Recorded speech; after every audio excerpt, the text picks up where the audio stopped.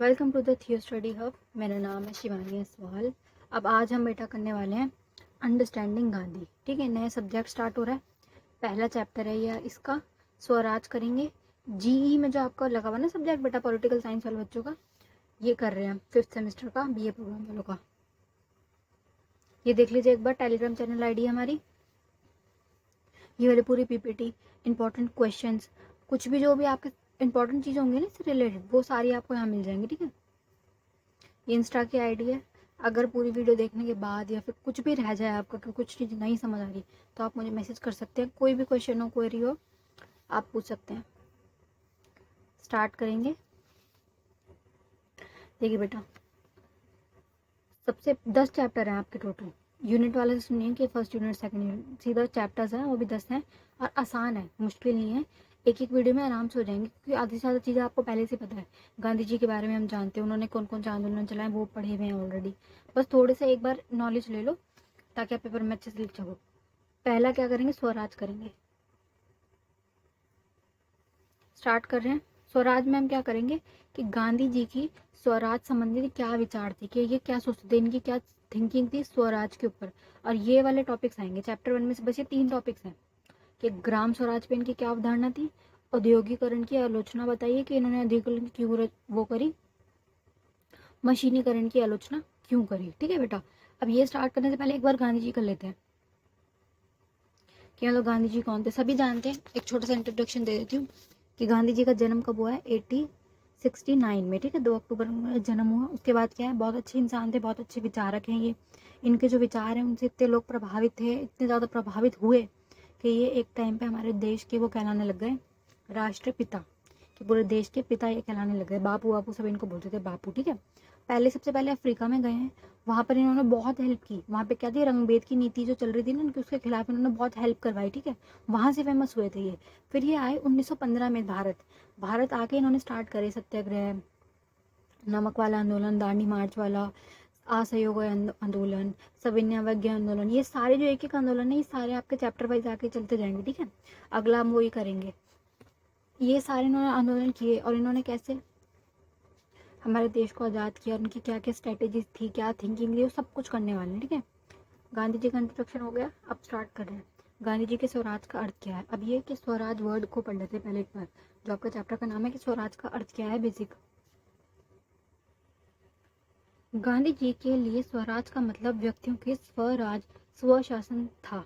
ठीक है, व्यक्ति जो एक इंसान है उसके ऊपर खुद का शासन हो, हम खुद अपने ऊपर अपना कंट्रोल कर सके। हमारी सारी ये जो इंद्रियां हैं, इनके बारे में इन्होंने मेन फोकस करा कि जो हमारी सारी इंद्रियां हमारे कंट्रोल में हो, किसी और के कंट्रोल में ना हो कि कोई और हम पे शासन कर रहा है और अपनी मनमानी तरीके से, गलत तरीके से वो हमें चला रहे हैं ना। पूरी तरह से किसी और को ना, हमारा खुद का हो, स्वशासन, खुद का शासन हो, स्वराज हो, हम अपने लिए खुद राजा हों, खुद के राजा हों, स्व के राजा हम हो। और इसलिए उन्होंने स्पष्ट किया कि उनके लिए स्वराज का मतलब अपने देश वासियों हेतु स्वतंत्रता, अपने देश के जितने भी लोग हैं उनके लिए स्वतंत्रता, और संपूर्ण अर्थों में स्वराज स्वतंत्रता से कहीं अधिक है। इन्होंने क्या बोला कि ना, जो स्वराज है ना, स्वतंत्रता बहुत ऊपर है। स्वतंत्र क्या होता है, एक इंसान खुला है, तो मुझे फ्रीडम दे दी, उसको पूरा फ्री है वो। लेकिन क्या बोलो, स्वराज ना उससे भी ऊपर है। उसमें क्या है कि तुम्हारी जो सारी इंद्रियां हैं, जो हमारी 5 इंद्रियां होती है, टच वाली, देखने वाली, सेंस वाली, कि हम टच फील कर सकते हैं कुछ भी, हम टेस्ट कर सकते हैं, सूंघ सकते हैं, सुन सकते हैं, ये सब पे हमारा खुद का कंट्रोल हो जाए। और ये कब होता है, ये बहुत हाई लेवल पे चले जाते हैं ना, बिल्कुल मेडिटेशन वाला लेवल जाता है तब। तो ये वही बोल रहा है कि ये इनका ना स्वतंत्रता से भी आगे था। ठीक है, स्वराज का अर्थ स्वतंत्रता से भी कहीं अधिक है। यह स्वयं शासन है, आत्म स्वयं है। ठीक है, आत्म जो आपकी जो आत्मा, उस पर संयम है। संयम क्या होता है बेटा, कंट्रोल, के खुद के ऊपर तुमने कंट्रोल कर लिया कि तुम कुछ गलत नहीं करोगे, किसी और का तुम पे कंट्रोल नहीं, तुम अपने अच्छे के लिए कार्य करोगे। और ये किसको प्रमोट करते थे, प्रेम को, पीस को, शांति को, भाईचारे को, सहयोग को, ये सारी चीज़ों ये इसमें इंक्लूड होगी, आगे करेंगे। ठीक है, और इसे मोक्ष के बराबर माना जाता है कि मतलब अगर तुमने 5 चीज़ों पे कंट्रोल कर लिया, अपनी तुम्हारी इंद्रियों पे कंट्रोल हो गया, तुम्हारे पर किसी और का कंट्रोल लिया, तो ये ना मोक्ष के बराबर हो जाएगा। क्योंकि देखो, इंसान का ना कंट्रोल इन्हीं चीज़ों पे नहीं होता है ना। कुछ लोग हैं खाने में बहुत ज़्यादा है कि उनका स्वादेंद्रिय पे कंट्रोल ही नहीं है, कुछ भी खा रहे हैं, जैसे मर्जी खा रहे हैं, है ना। ये वाली चीज़ हमको पता है। देखने पे कंट्रोल नहीं, कि हम फ़ोन चलाए जा रहे हैं, हमें फ़ोन चला के बहुत खुशी मिल रही है। सूंघने पे, टच करने पे, सुनने पे हमारा कंट्रोल नहीं है, है ना। बिना कंट्रोल के जीवन जी रहे हैं, अगर कंट्रोल कर लिया तो वो मोक्ष के बराबर है। ये सब चीजें इन्होंने बोली है, डीप, बहुत डीप जाएगा देखो बेटा मीनिंग इनका, गांधी जी का, क्योंकि ये ना धार्मिक व्यक्ति थे, भगवान को मानने वाले, ईश्वर को मानने वाले, तो इनकी थिंकिंग ऐसी भगवान वाली जाएगी, नैतिकता पे जाएगी, सत्य पे, प्रेम पे, इन सब पे जाएगी, ये सारी चीजें करेंगे। अब एक बार ये कर लेते हैं, शाब्दिक अर्थ पढ़ लेते हैं। स्वराज का शाब्दिक अर्थ है स्वय शासन या अपना राज्य, खुद का शासन, खुद का राज्य हो, ठीक है। भारत के राष्ट्रीय आंदोलन के समय प्रचलित यह शब्द आत्म निर्णय तथा स्वाधीनता की मांग पर बल देता था, ठीक है। भारत की जो स्वतंत्रता वाला टाइम पीरियड चल रहा था, जब ये लड़ाई वाला सिचुएशन थी 47 से पहले की, इसमें ये वर्ड बहुत ज़्यादा फेमस हो गया था, क्योंकि इसका बल किस पे जा रहा था, मांग कर रहे थे किसकी, स्वाधीनता की, हमारे यहाँ खुद का राज होगा, कि पूर्ण वो करो स्वाधीनता, हमें तुम पूर्ण स्वतंत्र करो, फ्री करो। अब ये क्या बोल रहे हैं, ग्राम स्वराज। स्वराज तो आपको समझ आ गया बेटा, स्वराज मतलब खुद का शासन होना, अपने ऊपर तुम्हारा खुद का कंट्रोल हो, किसी और का कंट्रोल ना हो, ये हो गया स्वराज, खुद का शासन। अब बोल रहे हैं ग्राम शासन, ग्राम स्वराज पढ़ेंगे। ग्राम क्या होता है बेटा, गाँव। देखो आज के समय भी ना, आज में करंट भारत में 70% गाँव है, 30% का शहरी इलाका है, बाकी का सारा गाँव का इलाका है, ठीक है। बच्चे जो हम रह रहे हैं ना ये दिल्ली वगैरह में, ये थोड़ा सा एरिया है ये वाला, बाकी सारा ही गांव वाला एरिया। तो इन्होंने यही वो चीज़ बोली है कि ना स्वराज में ना नीचे से ऊपर की तरफ जाएंगे, सबसे पहले गांवों को वो करेंगे, पूरी तरह से स्वतंत्र करेंगे, पूरी सत्ता इनको देंगे, उसके बाद नेक्स्ट लेवल पे जाएंगे, उसके बाद नेक्स्ट लेवल पे जाएंगे, नीचे से शुरू करेंगे ना कि ऊपर से शुरू करेंगे। इनकी ये मानती कि बिल्कुल जमीनी स्तर से स्टार्ट करो, पहला जो लेवल है ना गाँव का उसको सुधारो। तो इन्होंने यही इस पर वो दिया बल, जाता ग्राम स्वराज चाहते थे, ये राम राज्य चाहते थे। राम राज्य में क्या था, सारे जितने भी गांव वगैरह थे उसमें उनकी पावर उनको दे रखी थी कि तुम्हारी जो प्रॉब्लम है तुम खुद सॉल्व कर लो, जैसे हमने कर दिया ना, अमेंडमेंट हुआ, ये देखो फोटो मैंने लगा रखी है, ये रहा पंचायती राज, ये जो अमेंडमेंट हुए ना, अमेंडमेंट 73 और 74 जो अमेंडमेंट हुए 92 में हुए ये वाली चीज़ें, कि हमने क्या किया, सारी जो सत्ता वगैरह थी इनके हाथ में दे दी, पंचायत वालों के हाथ पे, कि तुम्हारी सिचुएशन तुम समझ सकते हो, अच्छा तो तुम डिसीजन ले लो। क्योंकि देखो बेटा मैं हूँ, मैं जहाँ रह रही हूँ, मुझे इस एरिया की प्रॉब्लम पता होगी, कोई बाहर का बंदा आगे कैसे बता सकता है, वो वहाँ यहाँ रहता थोड़ी है। जो लोग जहाँ रह रहे थे ना उनको वहाँ की समस्या पता होती है, तो इनकी प्रॉब्लम इन्हीं को सॉल्व करनी दी जाए, कोई और बाहर का बंदा आके ना बताए कि ये वाली चीज़ ऐसे सॉल्व होगी। भाई तू जब वहाँ रहता नहीं तो तुझे कैसे पता ये प्रॉब्लम है कि नहीं है ना। इसलिए यही रीज़न था कि इनको सत्ता देना ज़रूरी था, और ये वाली बात इन पे पहले से ही बोल रहे थे, इनका सपना था कि ग्राम स्वराजो और राम राज्यो, सारी सत्ता जो है पूरी डिवाइड कर दी जाए, सारी पावर किसी एक बंदे के हाथ में ना हो, जिसके पूरी पावर केंद्र सरकार के हाथ में, ऐसी सिचुएशन ना हो, डिस्ट्रीब्यूट हो पावर, जैसे हमारा है ना पूरा सिस्टम कि स्टेट गवर्नमेंट है, स्टेट गवर्नमेंट है, सेंट्रल गवर्नमेंट है, पूरी ऐसे पूरी जो हमारा स्ट्रक्चर बना वो वाला स्ट्रक्चर की बात ये उस टाइम पे कर रहे थे।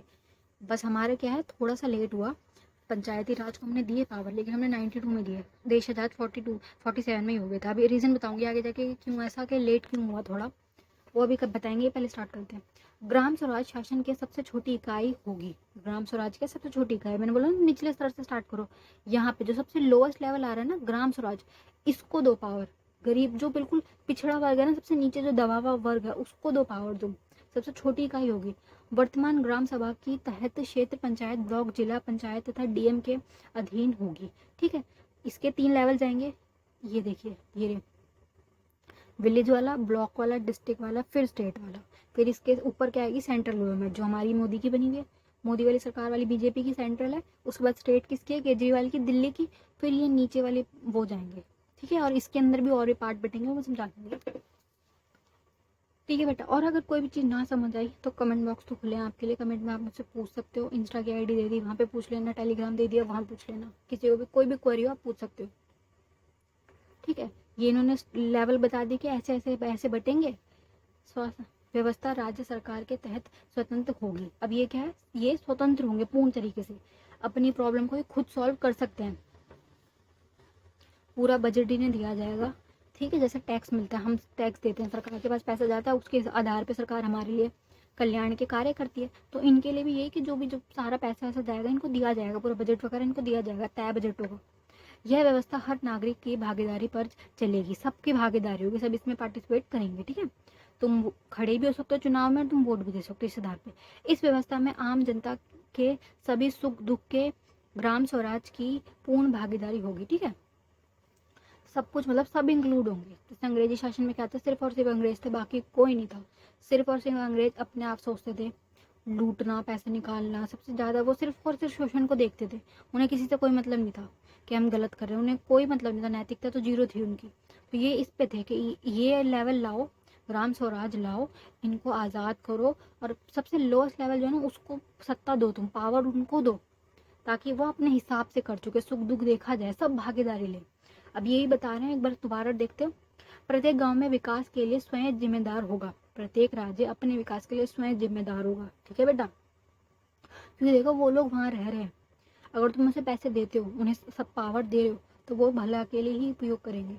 कोई बाहर का बंदा आएगा, उसे क्या लेना, वो क्यों भले के लिए उपयोग करेगा उस पैसे को, वो खुद खा जाएगा। उस जनता की सेवा थोड़ी ना करेगा, खुद की सेवा करेगा, अपना घर परिवार की सेवा करेगा वो। इसलिए इन्होंने बोला कि इनको सत्ता दी जाए। इस विचार को ग्राम स्वराज के नाम से जाना गया। ग्राम स्वराज, गाँवों के लिए स्वराज। वे चाहते थे कि राजनीतिक सत्ता भारत के गाँव में बांटी जाए। राजनीतिक सत्ता, जो ये पावर है ना, पॉलिटिकल पावर है जो, ये गाँव में बांटी जाए, क्योंकि ये चाहते थे कि हमारा जो देश है, उनको पता था पूरा गाँव में उस टाइम पे तो और भी ज़्यादा गाँव थे। अब अगर मैं बोलूँ ना 70% गाँव है, उस टाइम पे तो पूरा ही मान लो गाँव वाला एरिया था। तो उन्होंने यही बोला कि इनको पावर दी जाए। वे लोकतंत्र के लिए स्वयं राज शब्द का उपयोग मानते थे। ठीक है, जैसे हम लोकतंत्र हमारे चलता ना, डेमोक्रेसी डेमोक्रेसी, उस टाइम पे ये चलता था वर्ड स्वराज स्वराज। और ये इसके लेवल थे, ये पूरे मैंने समझा दिए, ये मैंने समझा दिया। पंचायती राज वाला, इस प्रकार से पंचायतों को पावर दी जाए, पंचायती राज लाया जाए, निम्न स्तर से शुरुआत की जाए, फिर चाहे ऊपर चले जाए, लेकिन ये कि किसी और का शासन ना हो। इसलिए उन्होंने स्वराज वाली सिचुएशन लाई। उस वक्त क्या था, अंग्रेजों का शासन था, ब्रिटिश वाले थे, ईस्ट इंडिया कंपनी आई थी, सबको पता ना बेटा, एक बार बता देती हूँ। ईस्ट इंडिया कंपनी आई कैसे थी, एक व्यापारी कंपनी बन के, एक छोटी सी कंपनी आई थी कि हम व्यापार करेंगे। धीरे धीरे धीरे धीरे धीरे करते हुए पूरे देश पे कब्जा कर लिया उन्होंने। ठीक है, बहुत ज़्यादा, बहुत बुरा हाल कर दिया फिर उन्होंने। फिर ये सारे एक साथ इकट्ठे हुए, सारे विचारक आए, अलग अलग सारे जितने में हैं क्रांतिकारी सब आए। ठीक है, सबके अलग अलग विचारधारा है। अभी हम सिर्फ और सिर्फ इनकी पढ़ेंगे, गांधी जी की, कि इन्होंने कैसे कैसे अपना हाथ बढ़ाया इसमें, क्या क्या इनके विचार थे और उन्होंने क्या भागीदारी दी। ठीक है, सभी की बराबर थी, ऐसे नहीं कि किसी की कम थी, सबकी इक्वल थी, सबकी। आधे से ज़्यादा लोगों के नाम नाम भी नहीं जानते, जो स्वतंत्र सेनानी थे उनके तो नाम भी नहीं पता होंगे हमें कि वो लोग कौन थे, उन्होंने इतने बलिदान दिए, इतने लोग थे। ठीक है, सबकी इक्वल है, बट अभी हम इनका पढ़ रहे हैं। और ये देखिए, अब ये आएगा टॉपिक नया, हिंद स्वराज वाला। ये बुक है, हिंद स्वराज बुक है, जिसमें इन्होंने ना इस पे औद्योगिकरण की आलोचना की है। ये क्यों औद्योगिकरण के खिलाफ थे। ठीक है बेटा, पहले ये पढ़ लिया कि गांधी जी कौन थे, ये समझ आ गया आपको गांधी जी कौन थे। बहुत फेमस इंसान थे, बहुत अच्छे इंसान थे, विचारक थे, और एक तरीके के क्रांतिकारी ही थे। हमारे देश में आके इन्होंने अहिंसक रूप से, अहिंसक, बिल्कुल बिल्कुल शांति वाले वातावरण वाले इंसान थे। इन्होंने कैसे कैसे कैसे अपने आंदोलन चलाए, अलग अलग कैसे स्ट्रेटेजीज बनाई, और अंग्रेजों को कैसे हमारे देश से बाहर निकालने में मदद की। ये कर लिया। स्वराज वाला पढ़ लिया कि स्वराज का जो लोकतंत्र वाला वर्ड पहले स्वराज में था, वो काफ़ी कन्वर्ट, उस टॉपिक को इन्होंने क्या किया, इनकी सोच क्या थी कि गाँव में कैसे दी जाए, है ना, वो हो गया। अब पढ़ेंगे औद्योगिकरण की आलोचना, कि ये जो थे इसको इन्होंने उस टाइम पे बता दिया था। जैसे मान लो आज हालात हो रहे हैं ना, बुरे हालात हो रहे हैं, कि जो ये इतना इंडस्ट्रियल का धुआं जो आता है, जो इतनी ग्लोबल वार्मिंग हो रही है, जो इतनी गर्मी हो रही है, उस बारे में इन्होंने पहले ही बता दिया था कि जो इतनी औद्योगिकरण हो रही है इससे कितने ज़्यादा नुकसान होंगे। देखो बेटा, कोई भी चीज़ हो, अगर उसके फायदे हैं ना, तो उसके नुकसान भी है ना, इक्वल नुकसान है। अगर औद्योगिकरण होती है तो मानव विकास हुआ है, क्योंकि पैसे आएंगे, प्रोडक्शन ज़्यादा होगी, बढ़ेगा, ऐसा तो आएगा। लेकिन उसका वो तो देखो परिणाम क्या निकल रहा है, ये जो इतना धुआं निकल रहा है कहाँ जाएगा, ये सारी चीज़ें और भी सारी जितने भी नेगेटिव पॉइंट आएंगे ना, माइनस वाले, वो सब पढ़ने हैं। इनकी जो हिंद स्वराज वाली बुक है, इसमें इसके बारे में सब कुछ बताया गया है। स्टार्ट करते हैं। गांधी ने औद्योगिकरण को अस्वीकार क्यों किया, मतलब इन्होंने औद्योगिकरण जो एक मतलब अच्छी चीज़ मानी जाती थी, कि ये अच्छी चीज़ है, आगे बढ़ रहे हैं लोग, उद्योग बना रहे हैं, लगा रहे हैं, पर ये क्यों खिलाफ थे, क्या कारण था कि ये खिलाफ है। महात्मा गांधी का मानना था कि औद्योगिकरण उन समस्याओं का समाधान नहीं है जो भारत की जनता को परेशान कर रही है। ठीक है, इन्होंने क्या बोला कि जो भारत की समस्या है ना, उनका समाधान औद्योगिकरण बिल्कुल नहीं है। गरीबों और ग्रामीणों को भोजन के मामले में आत्मनिर्भर होना, कपास से अपना कपड़ा खुद बनाना आदि सीखना जाना चाहिए। ठीक है, अपना खाना खुद बनाओ, अपने कपड़े खुद बनाओ। इन्होंने वो चरखा वाला स्टार्ट करा था ना, जो चरखा बनाते थे कपड़ों का, कपड़े बनते थे जिससे, वो वाला टॉपिक वो अभी आगे आएगा, ठीक है। अभी इसमें वो नहीं है। उन चमकदार पुस्तकों उस पुरस्कारों से बचें जो 20वीं सदी के बहुत आकर्षक ढंग से पेश करी जाती हैं। ये यही बोल रहे हैं कि ये क्या बोल रहे हैं इसको, कि हमारी प्रॉब्लम्स औद्योगिकरण से नहीं सॉल्व होगी, ठीक है। हमें लोग खुद को आत्मनिर्भर होना चाहिए, क्योंकि ये मशीनों पे अगर डिपेंड होंगे ना, तो इंसान का ना जो फिजिकल लेवल है वो जीरो हो जाएगा। इंसान खुद काम नहीं कर पाएगा, मशीनों पे डिपेंड हो जाएगा। औद्योगिकरण से क्या हो जाएगा, उस पर हम डिपेंड होते चले जाएंगे, और इसके बहुत सारे नेगेटिव इफेक्ट पड़ेंगे। भी सारे बताती हूँ एक एक करके, एक बार इसको रीड कर लेते हैं फिर समझाती हूँ। अपनी पुस्तक हिंद स्वराज में गांधी जी ने आधुनिक औद्योगिकरण और इसके दुष्परिणामों को इतनी आलोचना की कि वे इसमें किसी भी स्वरूप में उचित नहीं मानते, ठीक है। इन्होंने मतलब सारे नेगेटिव पॉइंट बोले, ए टू जेड नेगेटिव पॉइंट, सारे डीमेरिट्स इन्होंने इसमें बता दिए, कि वो एक भी रूप से इसको उचित नहीं मानते, कि कोई एक चीज़ भी अच्छी है बता रहे हो। जैसे मैंने बोला ना कि अगर औद्योगिकरण होता है तो फायदा क्या है, प्रोडक्शन बढ़ेगी और पैसा आएगा, है ना। पर ये एक भी चीज़ को नहीं मानते, तो पूरा ही नेगेटिव मानते हैं उसको। वर्तमान सभ्यताओं में मानव के दुखों का प्रमुख कारण और पाप तकनीकों और औद्योगिकरण विकास है। अब ये क्या बोल रहे हैं, वर्तमान युग में जितने भी मानव की प्रॉब्लम्स होंगी ना, वो रिलेट किससे कर रहे हैं, इससे कर रहे हैं, ठीक है। औद्योगिक के विकास से कर रहे हैं। ये विचार गांधी जी को प्रारंभिक दिनों में ब्रिटिश औद्योगिकरण स्थिति का संपर्क तथा उनके बारे में उनके दक्षिण अफ्रीका में हुए अनुभवों से उनकी दी है। जब वे ब्रिटिश में थे तब, और अफ्रीका में थे तब इन्होंने ये वाली चीज़ फील करी, और उन्होंने ये वाली चीज़ समझी कि औद्योगिकरण से कितना ज़्यादा लॉस होगा, कितना नुकसान होगा, आने वाले समय में क्या होगा, ठीक है। चार्ल्स डिंसन, कार्ल मार्क्स, थॉमस हिल ग्रीन तथा फेब्रेन समाजवादियों ने भी अंग्रेजी पूंजीवादी औद्योगिकरण समाज की घोर निंदा की। अब ये देखो, ये सारे कौन लोग हैं, जितने भी लोग हैं विचारक है। जैसे गांधी जी एक बहुत बड़े विचारक है, ऐसे ये भी अलग अलग विचारक है, अलग अलग जगहों के। इन्होंने भी अंग्रेजी जो पूंजीवाद है, जो ये उद्योग की तरफ जाते जा रहे, ज़्यादा से ज़्यादा उद्योग, ज़्यादा से ज़्यादा मशीनें, वेपन, सब कुछ ये तो तकनीक करते जा रहे हैं, डिजिटल जो करते जा रहे हैं, उसकी निंदा ही की है।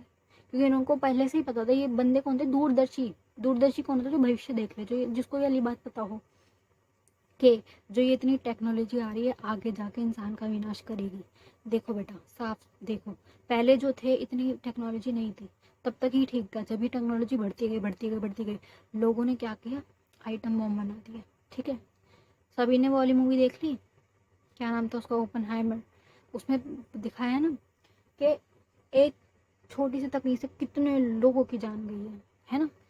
नुकसान किस चीज़ से हुआ है, तकनीक से ही तो है। जो ये तकनीक जो आई, जो इतना ज़्यादा इन्होंने ये किया, नुकसान उससे कितना बड़ा झेलना पड़ा, सभी को होता है।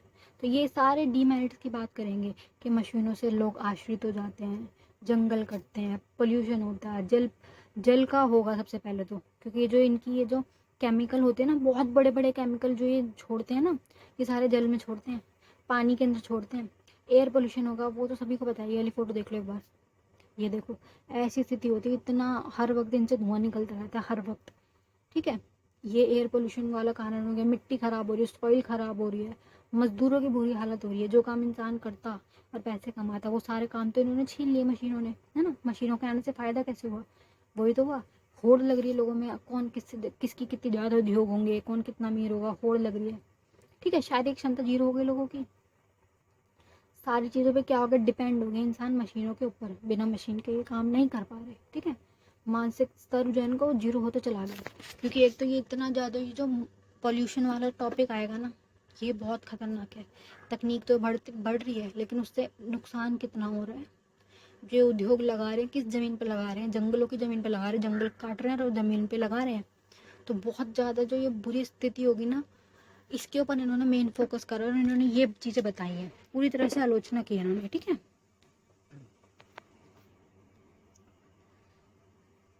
इन सब ने भी निंदा किया 19वीं शताब्दी के अंत में। और जब गांधी जी इंग्लैंड में थे, कि गांधी जी क्या है, ब्रिटेन भी गए, इंग्लैंड भी गए, अफ्रीका भी गए, हर जगह गए हैं, इन्होंने सब चीज़ों को देखा है, ठीक है। बहुत, इसलिए तो बहुत बड़े विचारक हैं, सब चीज़ें देखते हैं, ऑब्जॉर्व करते हैं, देखते हैं वहाँ की चीज़ों क्या चल रही है, क्या सिचुएशन है।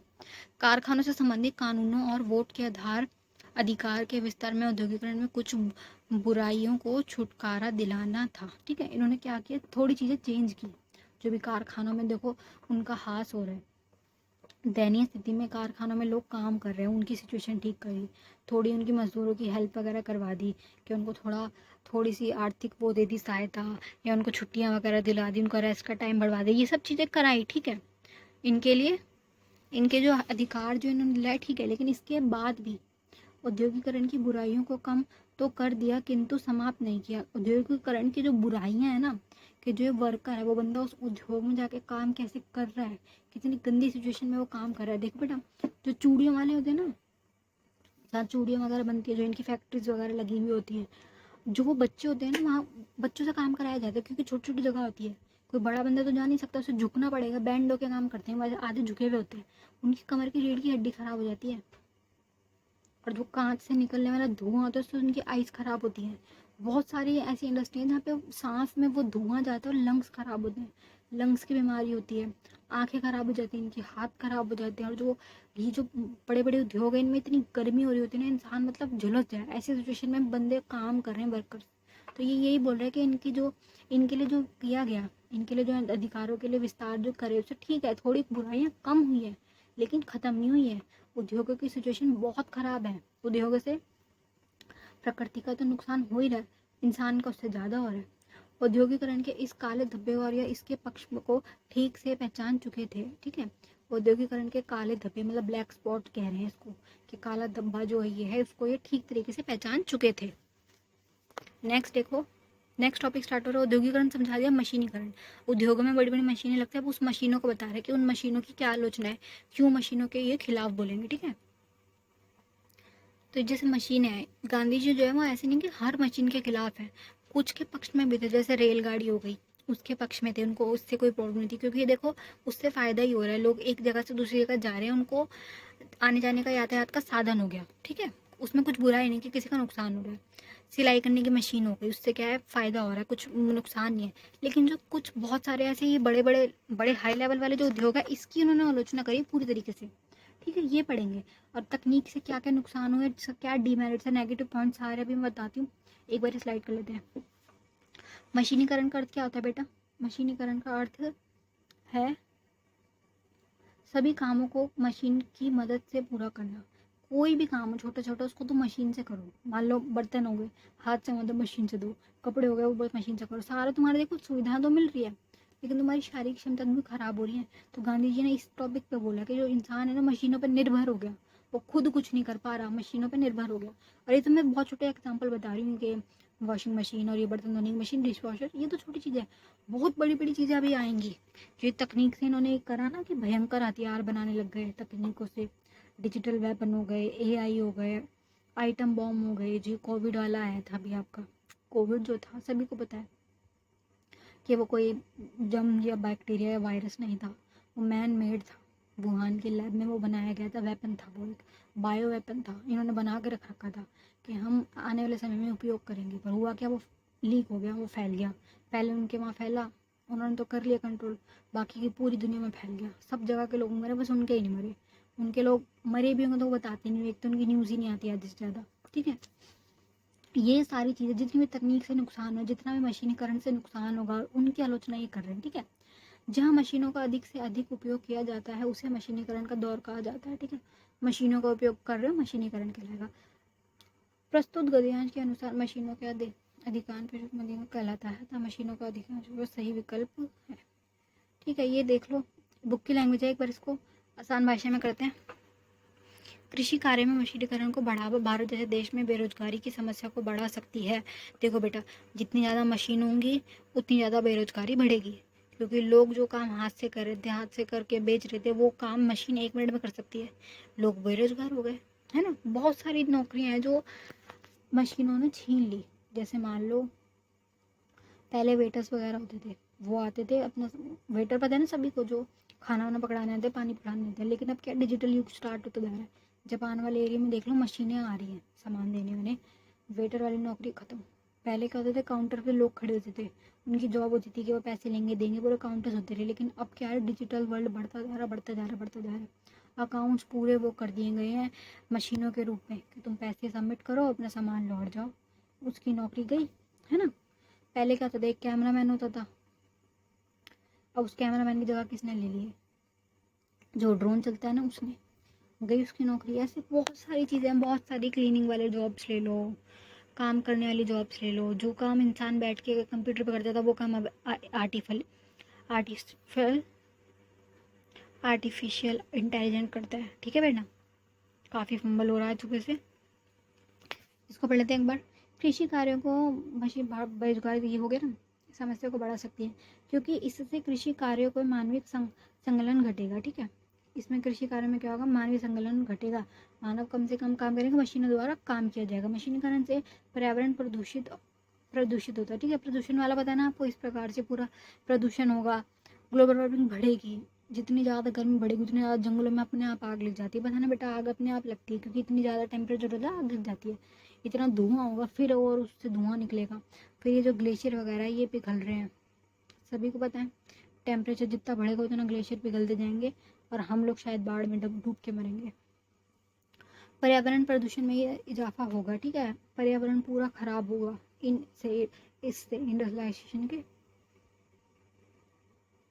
क्योंकि किसान खेती को जल्दी खाली करने के लिए पराली जैसी सिचुएशन लाएंगे। ठीक है, पराली पता है ना आपको, जो मतलब लास्ट में जो बची हुई चीज़ होती है खेत की उसको जला दिया जाता है। उससे क्या होगा, और धुआं आएगा, है ना। लोग क्या करें, उसको निकालेंगे नहीं।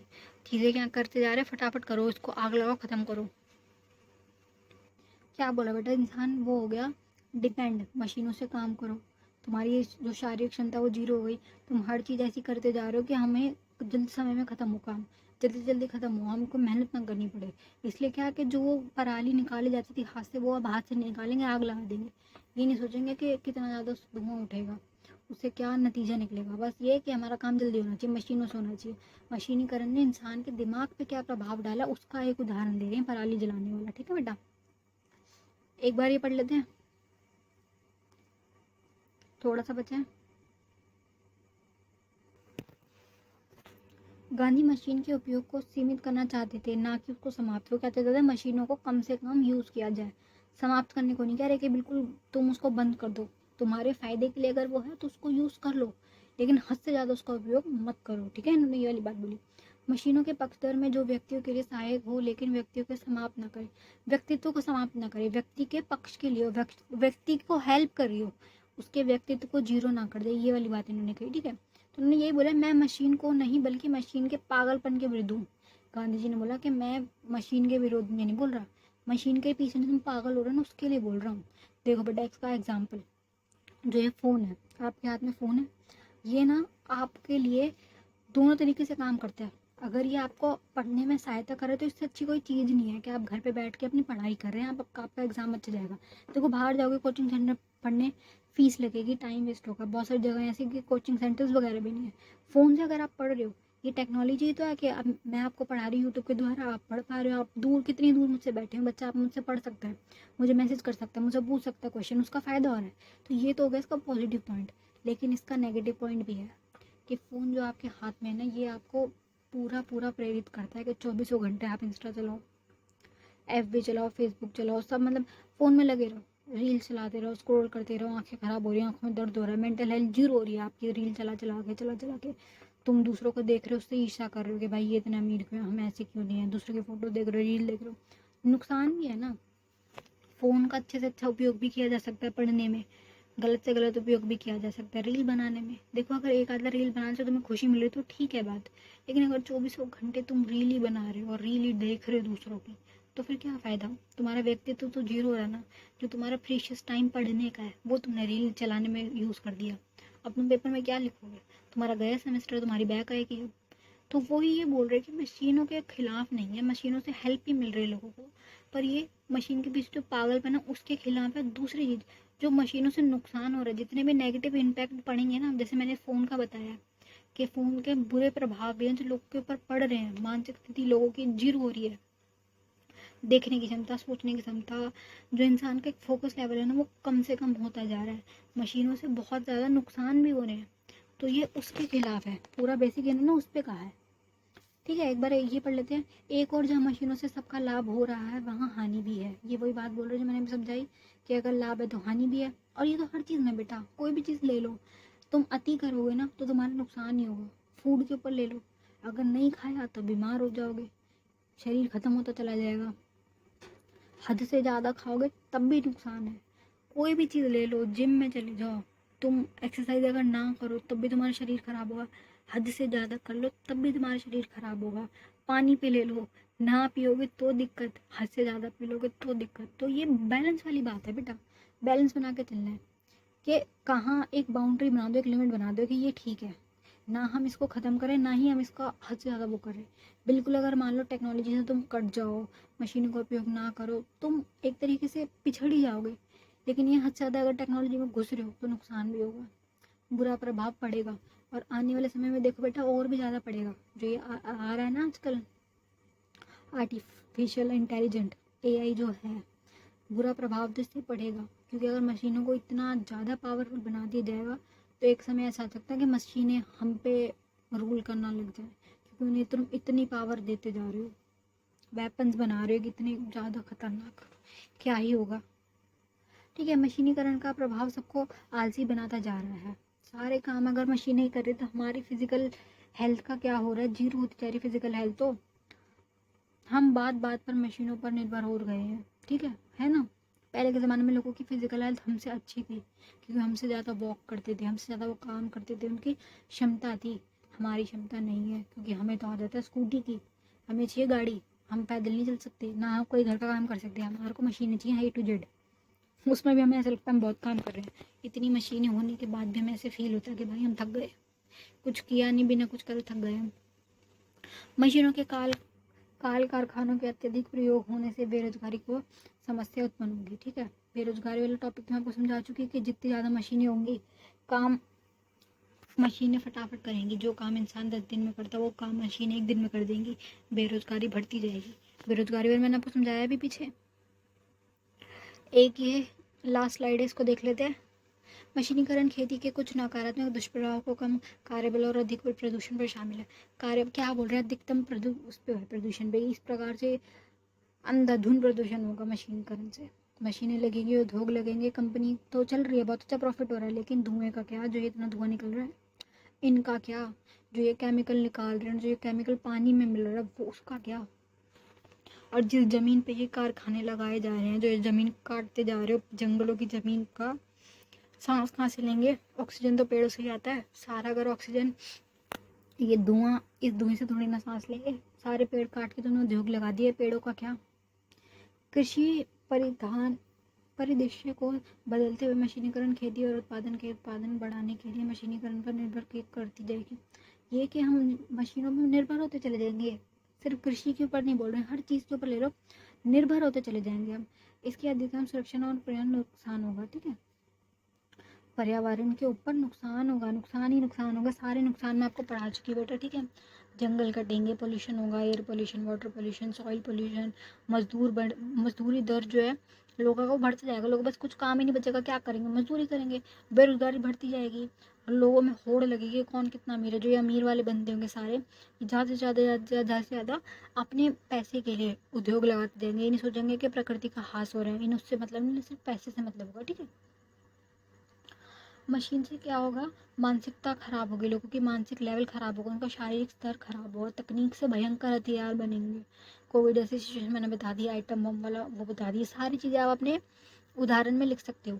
ठीक है, कि AI आ रहा है,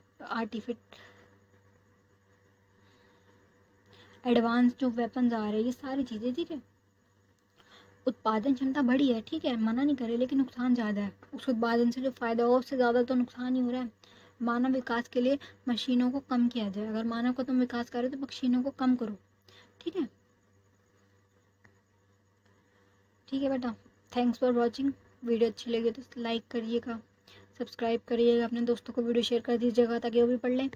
ठीक है, और पूरी की पूरी प्लेलिस्ट जो आपकी पूरे 10 चैप्टर है, इसका लिंक मिल जाएगा आपको डिस्क्रिप्शन में। आपके जो मैंने सब्जेक्ट और पढ़ा रखे हैं, एडमिनिस्ट्रेशन वाला आपका सब्जेक्ट, योर लॉ वाला सब्जेक्ट, जो सारे करा रखे, सारे के सारे लिंक आपको डिस्क्रिप्शन बॉक्स में मिल जाएंगे।